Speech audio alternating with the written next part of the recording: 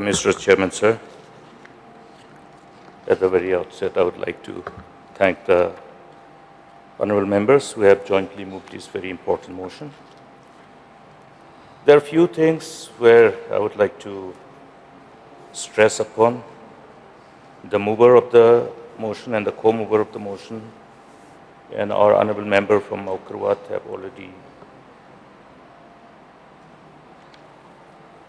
stressed on those areas of concern and the measures which can be considered by the government in order to deal with this challenge, a challenge which is not confined to the state, not confined to the nation, but is, of course, a global challenge. In respect of this issue of uncontrolled inflow of the drugs which is made available for the targeted youth,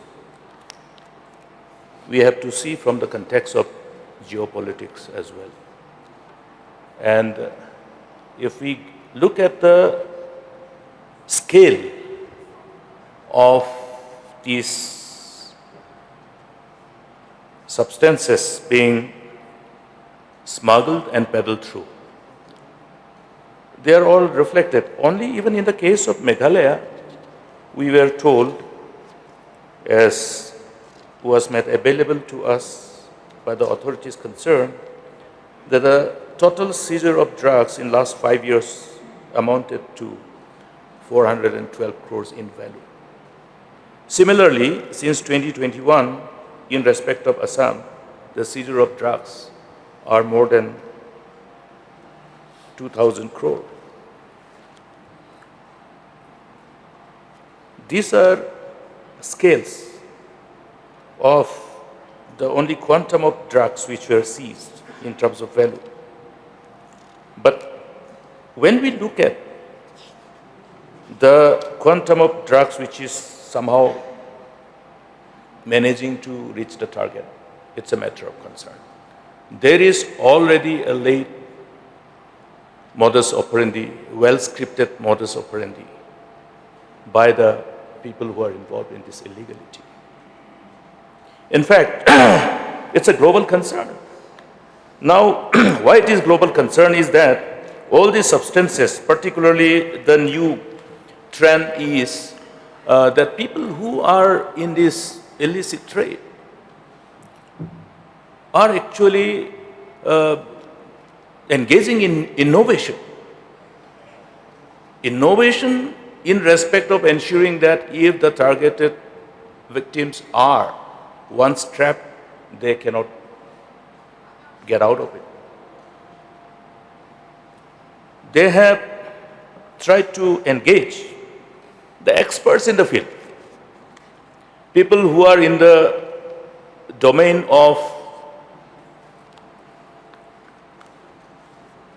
this, with the knowledge in domain of pharmaceutical sector, and youth who have studied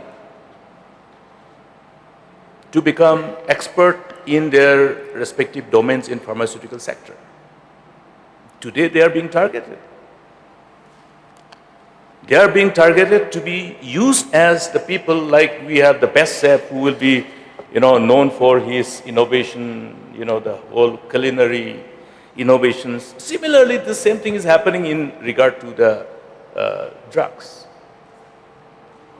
I was reading one article based on huge research which reflected that they have tried to ensure that anybody who has taken just one dose of these drugs is no longer able to stay without asking for the second dose and third dose, and so completely trapped.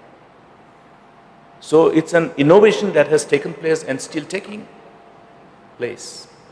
Therefore, the need to actually come with the right kind of stringent law is the need of the hour. We know the constraints. We know how many of these people who have been somehow arrested and subjected to prosecution got away because of the lacuna in the law. And they mingle around, and we don't know who they are. But one thing is important. In the absence of this stringent law which can enable the law enforcers to pin down on the offenders, the criminals, people who are engaged in this illicit trade. While we talk about the need to amend the Act, there's another way of doing it. Any proceed of crime, anybody who is enriching himself through proceeds of crime is covered under Prevention of Money Laundering Act. Therefore, is it not necessary, therefore, to keep the track of people who seem to accumulate abnormally huge, which is disproportionate to their known source of income?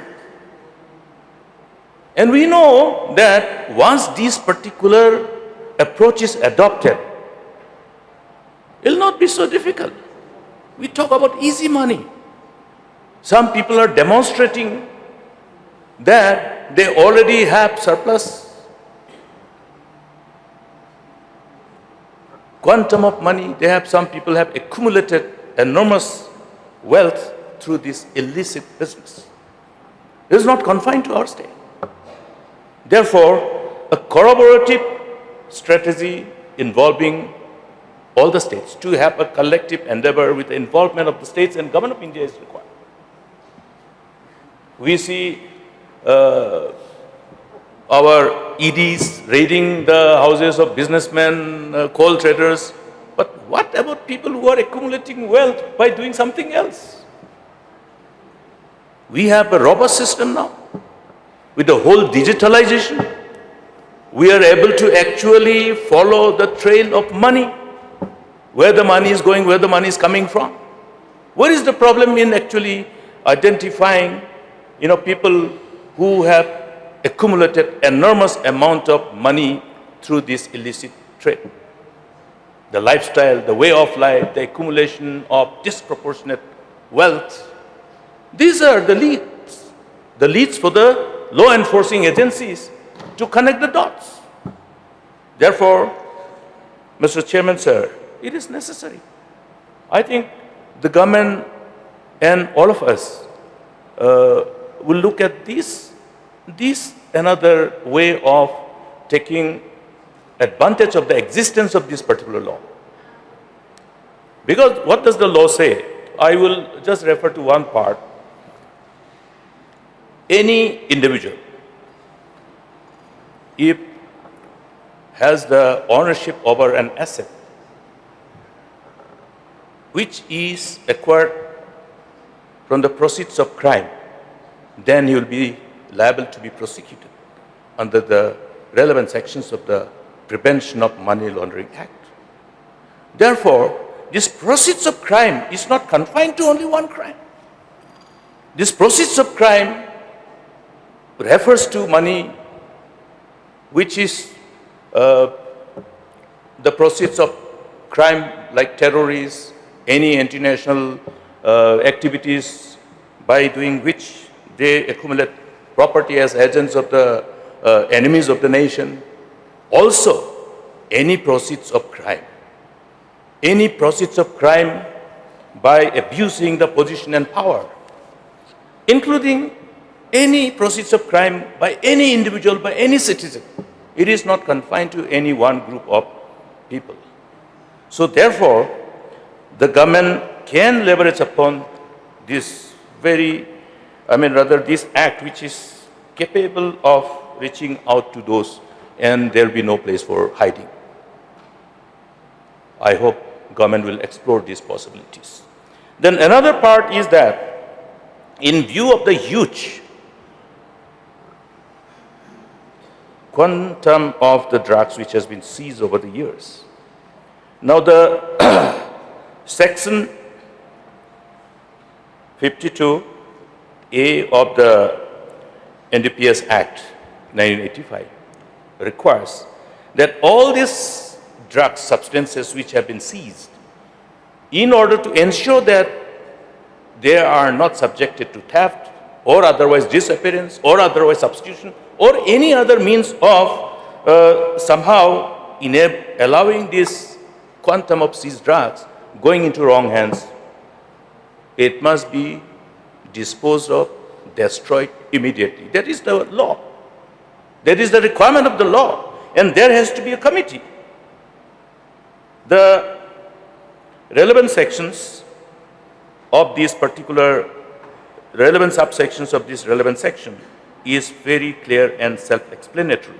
Therefore, it will be in the fitness of things for this August House to know from the government as to, in this regard, whether these provisions of this particular act have been adhered to and implemented. If so, the death. Because it is very clear. It is even clearer into how it should be done. How the committee has to be done, constituted, the chairman of which should be notified, and how the disposal should be done with the involvement of the other authorities under the Government of India, Joint Commissioner of Customs and Central Excise, Joint Director of DRI, or officers of equivalent rank. So whether this exercise has been done in order to destroy all the drugs which has been seized in last preceding years. This has to be made known to this August House in order to ensure that the authorities are doing what they should be doing in sync with the mandate of the law and requirement of the law. Then another important part which I would like to share is to look at the precursors, the ingredients which are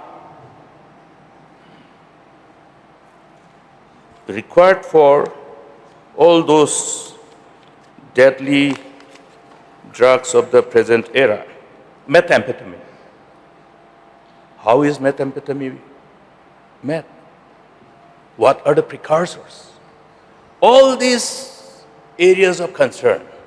Now, for example, if one pharmaceutical company is producing ephedrine or pseudoephedrine, which is the precursor of methamphetamine, how much is the pharmaceutical company producing? Must be put under scanner. Where is it going? There must be an appropriate trail and the end user. Now, suppose I am a pharmacy retail shop owner. For how many lakhs of people I will be selling this ephedrine or pseudoephedrine preparation, which is a precursor for methamphetamine? If there is an abnormal absorption through the sale proceeds of those so-called pharmaceutical retail shops and whatever, even the consignment which is brought by the distributor, where is it going? The end user. Because it is meant for the patients, not to be used as a precursor for those substances. Therefore, there is a mechanism to track the perpetrators if there is a will. Yes, we have been able to demonstrate the competence of our authorities. We have been able to, as a state, demonstrate the competence of our police organization in the past. When terrorist organizations were buying some arms from other states, everything in detail were known by our security agencies, and they knew where they were going, where they have reached, and they knew where to seize. So the robust system is available with the government. How we should utilize them and how we should leverage upon them, how we should augment that system, improve that system, courtesy, technology, artificial intelligence. So there are many ways. Today, the complete digitalization of the whole banking system is another way. So therefore, Mr. Chairman, sir, I think it's not a time when I can be too elaborate in this regard, but I have indicated that there are certain areas which should be examined in totality and have further exhaustive due diligence to know more about how these things are going and coming, how these precursors are coming from other countries and being, converted into this end user's product, and how they are infiltrating our international border and how it is reaching us. We have long border with Bangladesh, and now with the situation in the neighboring country, under the current situation, I think we have to be more alert. So also the Indo-Myanmar border.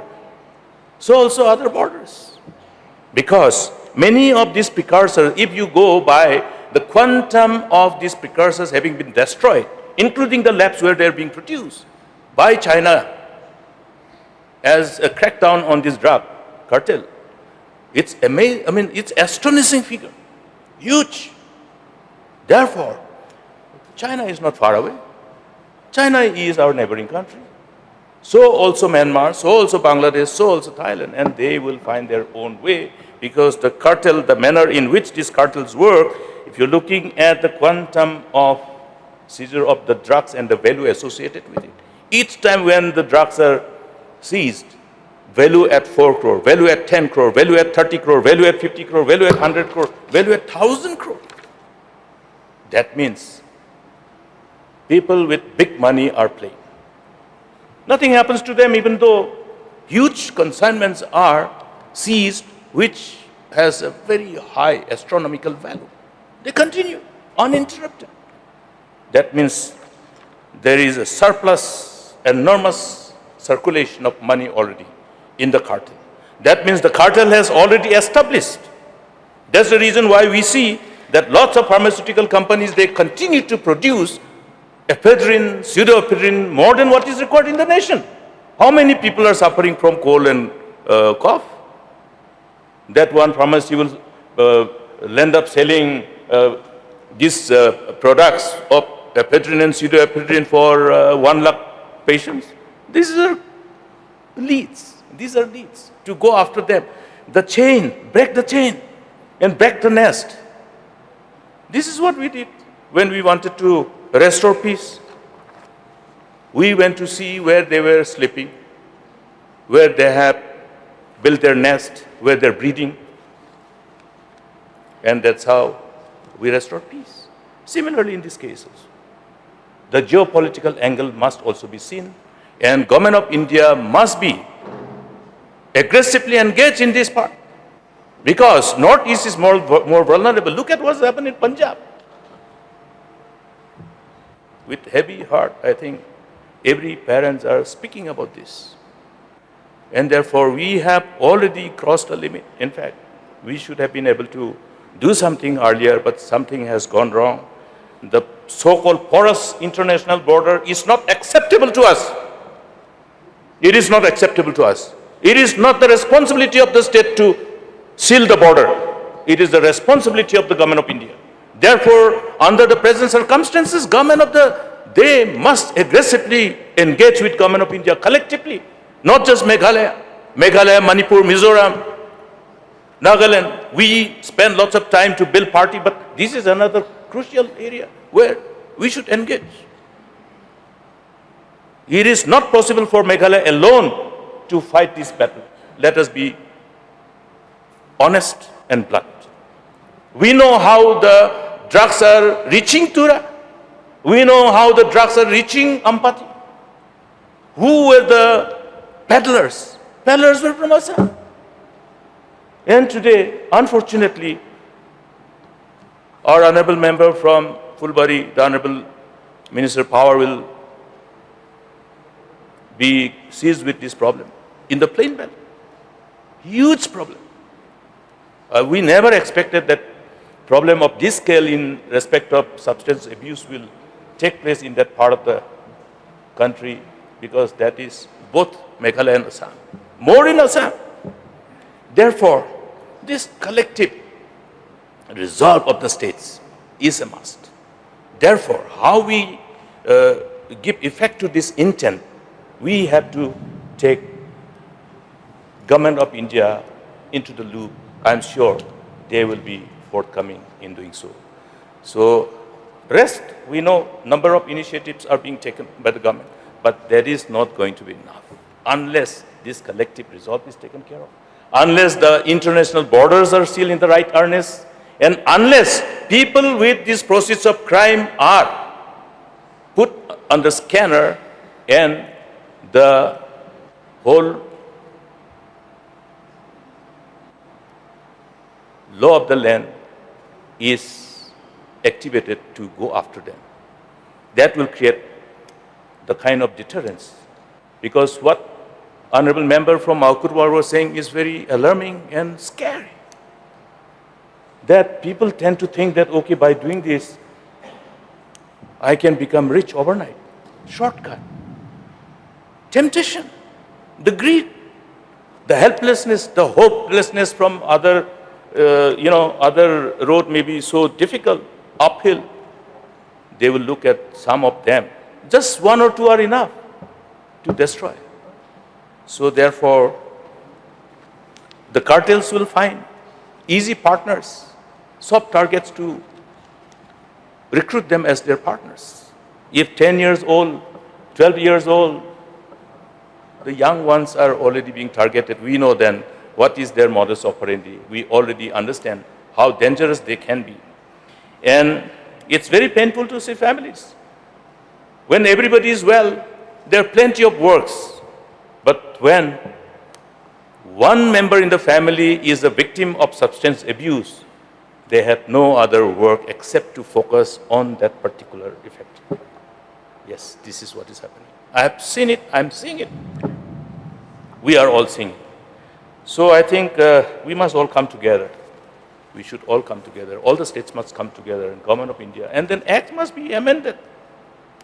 This Act must be designed in such a way that all those units of manufacture of the precursors ka precursors bhi hai, all these things. So while we are looking at the licensing procedure, it is indicative of the intent, the quantum, the scales, and therefore it's a global issue though, but then charity begins at home. We must start doing something more effective. Given the challenges, I think we can overcome if we all come together, and if we also, like what the mover of the motion has also said, the community role, the morality, the hesitation to look at the shortcut to become rich, these are important. Because they know that they may be rich, but they will be in prison one day. That is the deterrence. Therefore, PMLA. Well, people may not like it, but then I say that this is one of the strongest weapons, the strongest legal weapon available before the country, before the state, before all of us. Then on the issue of this increasing number of people living with HIV, it's a matter of concern. We have seen what the government is doing, but much more things are required to be done. How the people living with HIV and the stigma attached to it can be addressed is going to help us in many ways. Though there may be other school of thought, but then it has been well understood that unless the people who are infected are living with the virus, they are honest to share and don't hide, then we know what to do. Therefore, the stigma attached to these people living with the virus is the issue of concern. This is because of the way we look at them. Number of programs, but I think much more aggressive program has to be there to achieve this objective, which is already formatted exhaustively. Many experienced people who are dealing with this, fighting with this, have already worked out and then formatted the whole protocols as to how to deal with. And as challenges confront us, I think as we evolve, based on our learning experiences of the past, will be again equipped with more ideas and knowledges, and we will know what new challenges confront us, and we will find a way how to overcome them. So I leave it to the collective wisdom of all of us. Let it not be confined to only the department concerned. We can see now this particular topic when we are discussing, which minister will reply, I don't know, because it involves so many. Therefore, that collective, that convergence of thoughts, that is very crucial. And then the onus of responsibility of making it happen is upon the government, and then we look forward to see that effective measures are put in place to somehow face these challenges and see how we can insulate our state, our region, and our country from this very formidable challenge, which is actually a global challenge too. But then as a state, when we start, I think the model of our measures that we take can always be seen. If it is the best, then it is replicated. What is best done by somebody, showcased by somebody, we can always emulate them if they're the best. So with these few words, Mr. Chairman, sir, I resume myself.